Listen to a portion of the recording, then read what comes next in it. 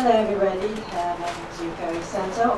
First of all, I'd like to say my great gratitude to all of you who decided to invite me on this very important occasion, just the very next day of the dissolution.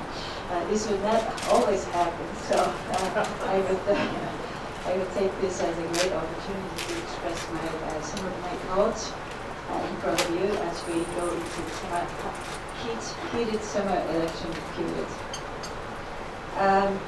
Let's see, LDP has been in trouble, as you know, and I think the problem has started 2 years ago, at least when we had the upper house election and we had the disastrous result for the LDP. And since then, I think the root problem hasn't changed, so we must tackle on this root problem that the LDP is carrying right now.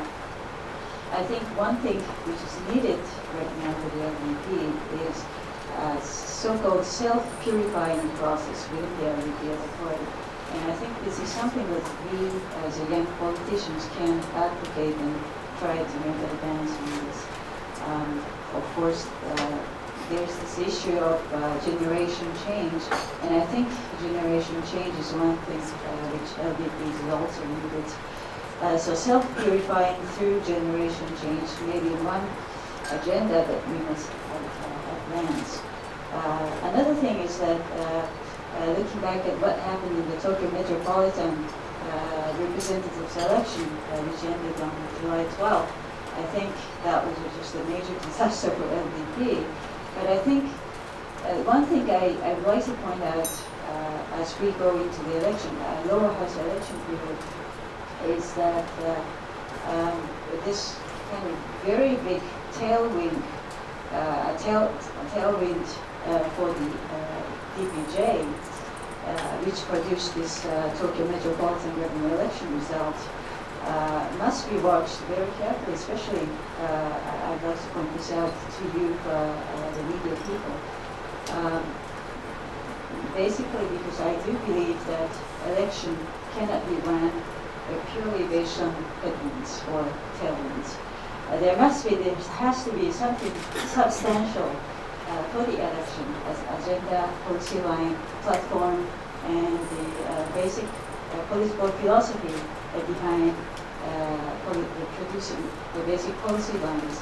And basically what seems to be missing in the current discussions for the election debate is that nobody seems to be talking about what kind of Japanese society, what kind of Japanese nation we would like to build as we have entered the 21st century. Of course, we have the Asian society. Japanese population is decreasing. 1 in 5 people, Japanese population right now is aged over 65.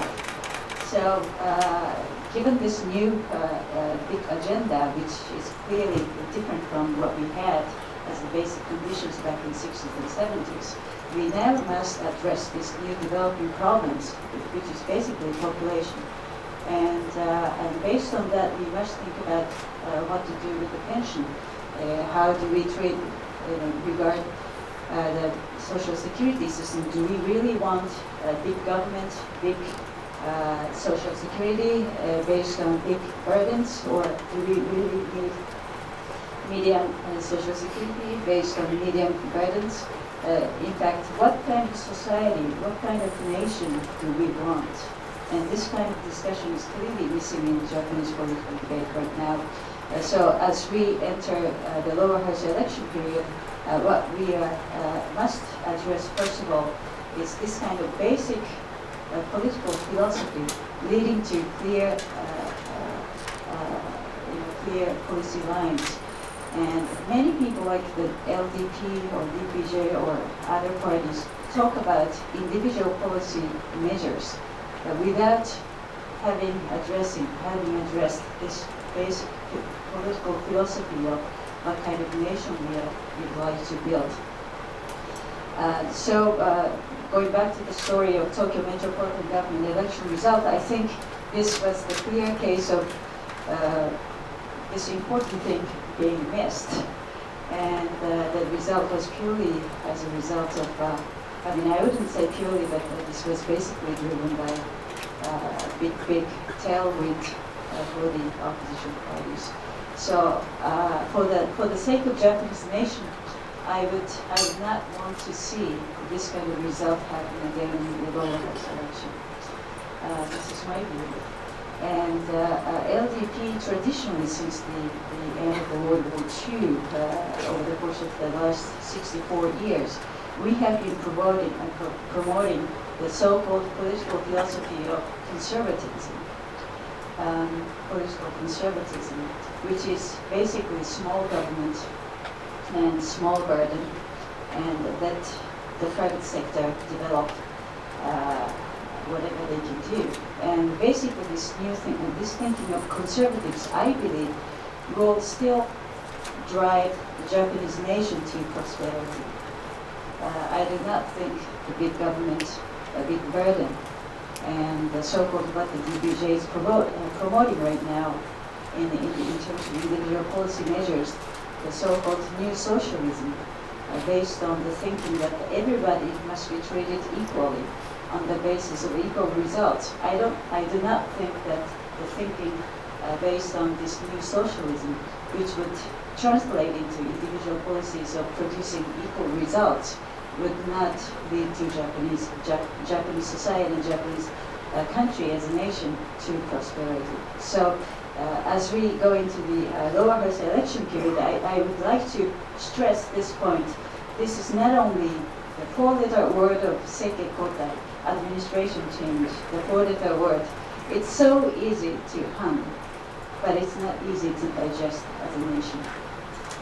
We must not be driven by such a so easy to hum word. Administration change is, easy to say, but behind this four-letter word, I mean, I should not say four-letter word, behind this word, administration change, there must be this healthy tension or healthy debate of political philosophy. Conservative, do you want conservatism or do you want new socialism for Japan? And this kind of debate must be done before the election. Well, the time running, so when it comes to concrete policy lines, I'd like to address some of these as we go into Q&A session. Thank you very much.